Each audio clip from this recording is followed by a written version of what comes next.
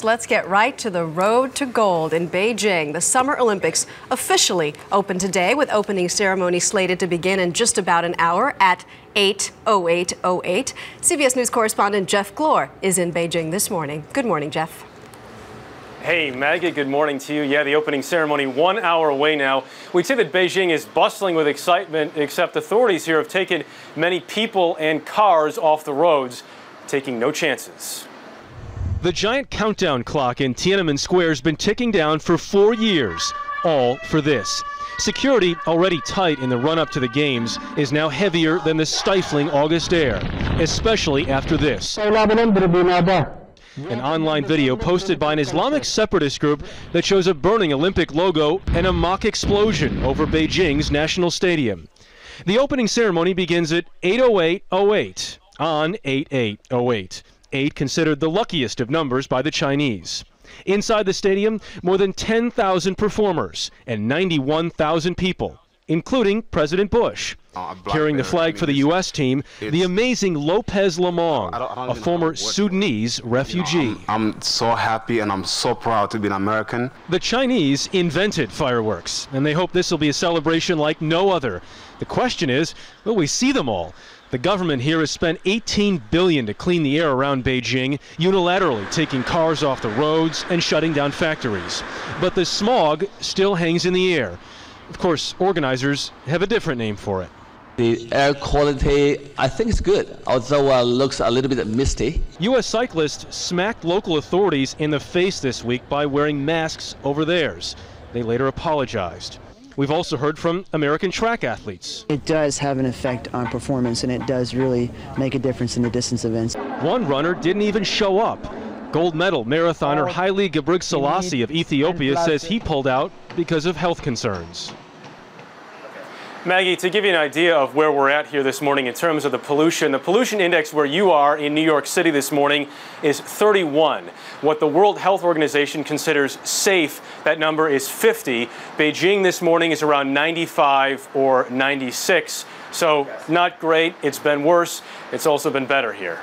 Jeff, we can see the smog behind you. Can you feel it?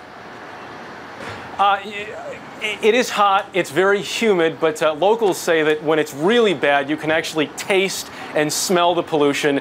That's not the case today.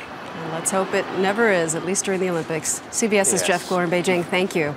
Let's talk more about the air pollution and how it can affect our athletes. Dr. Neil Schachter is a pulmonologist with the American Lung Association. Good morning to you, doctor. Good morning, Maggie. First, I want to talk about what's happening in Beijing.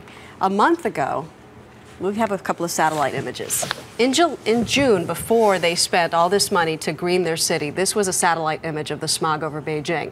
Just a month later, in July, after they had spent $20 billion, you do see some clearing. But is it clear enough for the athletes? Well, athletes are exposed to levels of pollution that healthy individuals would not be. And that's because when they exercise, they increase their ventilation and they take in a higher concentration, more pollutant per unit time than you would if you're just sitting in the crowd watching the event. So even healthy athletes, and among athletes you have to understand that there are people who have asthma and other respiratory conditions, but even among healthy athletes, that kind of irritating air can cause problems. Like what? How can it be harmful? Well, the target for air pollution, primarily in these events, will be the airways. And you can see here on this model, this represents a cutaway of the lung. This is your voice box here, the Adam's apple in your neck.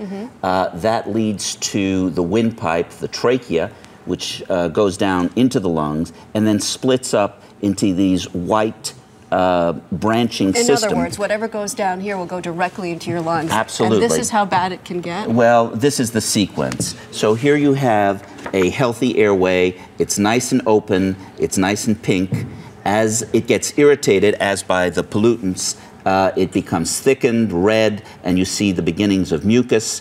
Here, when it gets worse, it gets even thicker. There's more mucus. And finally, pièce de résistance, you have the very severe airway, which you can see here, barely completely occluded, and all this junk in the middle. So it can seriously cut down on their ability to perform, as well as making them sick. All right, we have to leave it there. Dr. Schachter, thank you very much. It's a pleasure to be here. Appreciate it.